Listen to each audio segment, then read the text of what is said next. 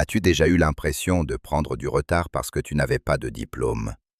Peut-être que tu as abandonné l'université et tout le monde t'a dit que tu gâchais ta vie. Ou peut-être que tu n'es jamais allé à l'université et tu as honte quand les gens te demandent où tu as étudié. Ou encore, tu regardes tes amis être diplômés pendant que tu as un travail qui te semble sans issue. Tu te demandes si tu as fait le mauvais choix.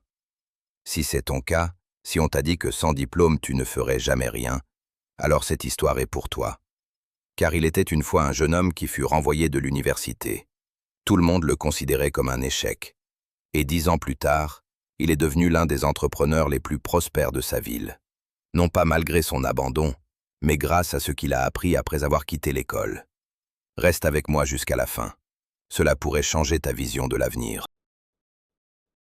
Dans une ville animée où les universités bordaient chaque rue et les diplômes pendaient sur chaque mur, vivait un jeune homme de 22 ans nommé Daniel. Daniel était entré dans la meilleure école de commerce de l'État. Il rêvait de devenir quelqu'un d'important. Ses parents avaient économisé pendant des années pour payer les frais de scolarité. Ses professeurs disaient qu'il avait du potentiel. Ses amis enviaient sa lettre d'acceptation. Mais Daniel avait des difficultés. Pas parce qu'il n'était pas intelligent, mais parce que la salle de classe lui semblait une prison. Pendant que les professeurs donnaient des cours sur des théories de manuels, l'esprit de Daniel s'évadait vers le monde réel, dehors, par la fenêtre. Il voulait construire des choses, créer des solutions, résoudre de vrais problèmes. Pas mémoriser des études de cas sur le succès d'une autre personne. Ses notes chutaient. D'abord de A à B, puis de B à C. À sa 3e année, Daniel passait plus de temps à la bibliothèque à chercher des idées de commerce qu'à étudier pour ses examens. Il avait lancé une petite boutique en ligne, vendant des articles en cuir faits à la main. Il travaillait tard dans la nuit, pendant que ses colocataires faisaient la fête ou étudiaient. Un jour, sa conseillère pédagogique l'a convoqué à son bureau. « Daniel, dit-elle, regardant son relevé de notes avec déception, tu échoues à 3 cours. Si tu ne te concentres pas sur tes études, tu seras expulsé. Ce passe-temps de commerce que tu as détruit ton avenir. » Daniel sentit sa poitrine se resserrer. « Mais le commerce marche vraiment. J'ai gagné 3000 $ le mois dernier. » Elle secoua la tête. « C'est de la petite monnaie. Sans diplôme, ce commerce s'effondrera. Et alors qu'auras-tu? Rien. » 2 mois plus tard, malgré des tentatives désespérées pour rattraper son retard, Daniel fut renvoyé de l'université. Le jour où il a fait ses valises dans sa chambre d'étudiant, il avait l'impression que le monde entier le regardait échouer.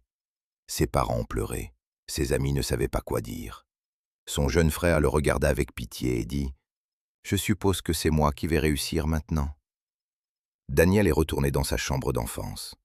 Un décrocheur de 22 ans vivant chez ses parents, entouré de trophées de participation d'une enfance qui promettait bien plus.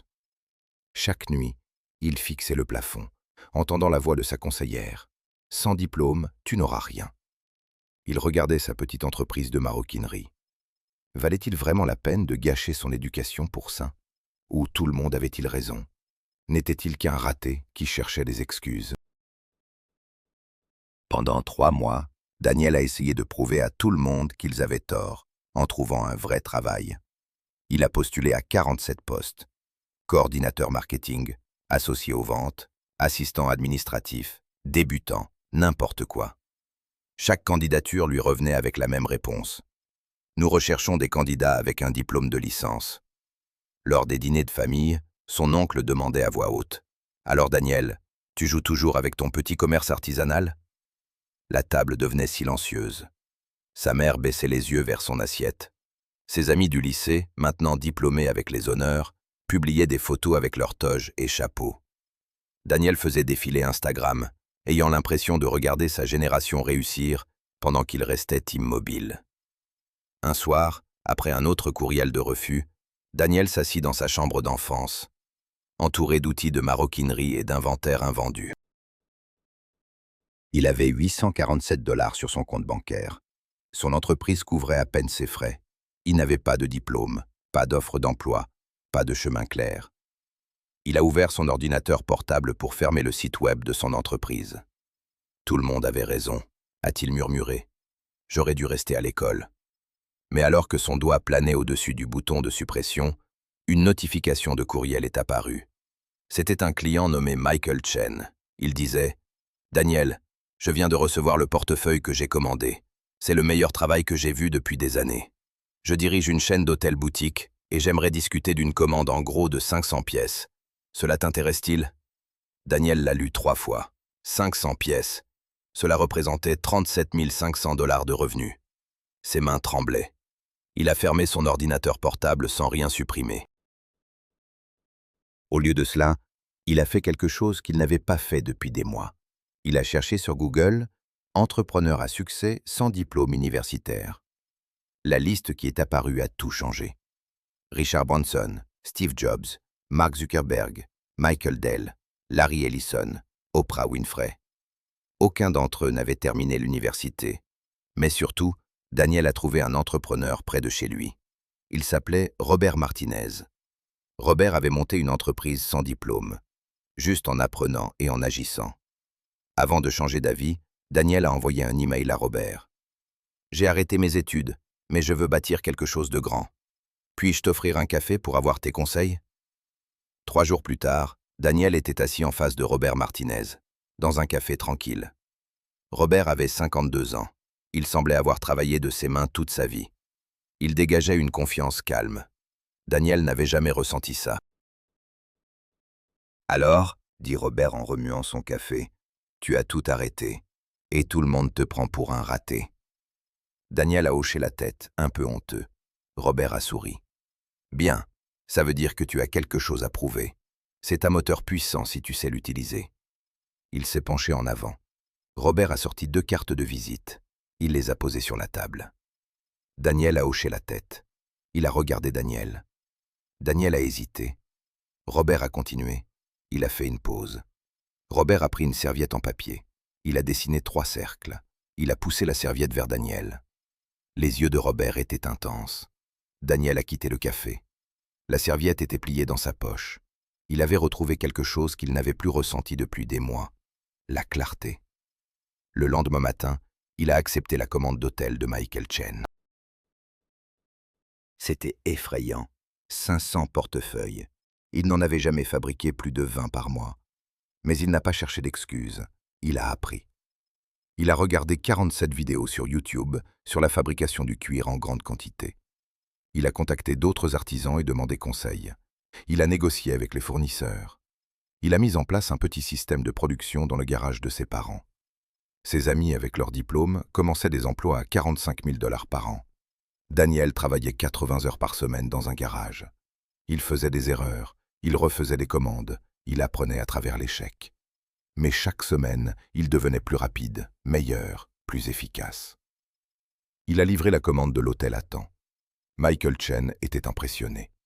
Il a présenté Daniel à 3 autres propriétaires d'hôtels. Le chiffre d'affaires de Daniel est passé de 3 000 $ par mois à 18 000. Il a embauché sa première employée, une autre personne qui avait arrêté ses études. Elle s'appelait Sophia. Elle avait un talent incroyable pour le design, mais pas de travail à montrer. Ensemble, ils ont élargi leur gamme de produits. Ses parents ont commencé à remarquer. Son père, qui ne lui avait pas parlé d'affaires depuis des mois, a demandé doucement un soir « tirez bas, quote, tirez bas, 16, tirez bas, tirez bas, tirez bas ». Daniel lui a montré le compte en banque. Les yeux de son père se sont agrandis. Daniel a rejoint un groupe d'entrepreneurs locaux. Au début, il se sentait illégitime, entouré de gens avec des profils LinkedIn impressionnants. Mais quand il a raconté son histoire, un jeune qui avait tout arrêté et était devenu artisan, les gens ont écouté attentivement. Ils ont posé des questions. Ils voulaient aider. Un mentor l'a mis en contact avec un acheteur pour un magasin. Un autre lui a appris la stratégie de prix. Un troisième lui a présenté des investisseurs, même si Daniel n'était pas encore prêt pour ça. 6 mois après sa rencontre avec Robert, Daniel a fait face à son plus grand défi. Un concurrent avec un MBA et 200 000 $ de financement a lancé une entreprise similaire, avec une publicité très forte. Les vieilles peurs de Daniel sont revenues. Peut-être qu'il ne pouvait pas rivaliser avec des gens aussi instruits, avec tant d'argent. Mais il s'est souvenu de la serviette de Robert. Il n'avait pas de diplôme, mais de vraies compétences. Il pouvait créer de meilleurs produits, plus vite que n'importe qui. De vrais résultats. 1200 avis 5 étoiles, et toujours plus. De vraies relations. Des clients fidèles qui envoyaient leurs amis. Quand le concurrent a essayé de baisser ses prix, les clients de Daniel l'ont défendu dans les avis. N'achetez pas la copie bon marché, achetez chez Daniel, c'est le vrai. Son concurrent a gaspillé son argent en 9 mois et a fermé. L'entreprise de Daniel a continué de grandir. 3 ans après avoir été renvoyé de l'université, Daniel est passé devant son ancien campus. Des étudiants couraient en classe, stressés par les examens, inquiets de leurs notes. Il était l'un d'eux autrefois. Maintenant, il employait 15 personnes. Son entreprise rapportait plus de 2 millions de dollars par an. On avait parlé de lui dans des magazines. D'autres entrepreneurs lui demandaient des conseils. Mais plus que l'argent ou la reconnaissance, Daniel avait quelque chose de plus profond. La preuve que sa valeur n'était pas définie par une liste de contrôle établie par quelqu'un d'autre. Il a revu Robert pour un café, cette fois pour le remercier. 18, a dit Robert. 19, 20, a répondu Daniel. Robert a souri. Mon ami, l'histoire de Daniel ne parle pas de savoir si tu dois aller à l'université ou non. Elle parle de comprendre cette vérité profonde. Il y a de nombreux chemins vers le succès, et un diplôme n'est qu'un de ces chemins, pas le seul. Si tu es quelqu'un sans diplôme, ou qui a quitté l'école, ou qui pense à une autre voie, souviens-toi de ces 3 choses. Premièrement, ta valeur n'est pas définie par des certificats accrochés au mur. Elle est définie par les problèmes que tu résous, la valeur que tu crées et les vies que tu changes. Deuxièmement, l'éducation normale t'apprend à suivre des chemins connus. L'éducation non traditionnelle t'apprend à créer de nouveaux chemins. Les deux sont importants. L'un n'est pas meilleur que l'autre. Troisièmement, le monde ne se soucie pas de tes excuses ou de tes titres. Il se soucie de tes résultats. Peux-tu faire le travail? Peux-tu apprendre? Peux-tu t'adapter? C'est ça qui compte vraiment. Alors, si tu t'inquiètes d'être en retard parce que tu n'as pas de diplôme, demande-toi ceci. Quelles compétences concrètes suis-je en train d'acquérir aujourd'hui? Quels résultats réels puis-je montrer? Quelles relations vraies suis-je en train de bâtir? Arrête de comparer ton chapitre 3 au chapitre 20 de quelqu'un d'autre. Arrête d'attendre la permission de construire la vie que tu veux. Et arrête de croire qu'il n'y a qu'une seule définition du succès. Tu n'es pas moins parce que tu as choisi un chemin différent. Tu n'es pas un échec parce que tu n'as pas de lettre après ton nom. Tu es un bâtisseur, un apprenant, un créateur. Et le monde a bien plus besoin de ce que tu peux bâtir que d'une autre personne avec un morceau de papier encadré. Si cette histoire t'a rappelé que le succès ne se limite pas à une seule forme, partage-la avec quelqu'un qui a besoin d'entendre cela aujourd'hui. Quelqu'un qui doute de son chemin, quelqu'un à qui on a dit qu'il n'était pas assez. Parce que la personne qui a changé le monde pourrait être celle qui a refusé de suivre le plan de tout le monde. Je reviendrai avec une autre histoire pour t'aider à grandir. En attendant, souviens-toi, les diplômes ouvrent des portes, mais les compétences, les résultats et un engagement sans relâche à apprendre aussi. Ton chemin est valable, ton voyage est suffisant. Construis quelque chose de grand, le monde attend.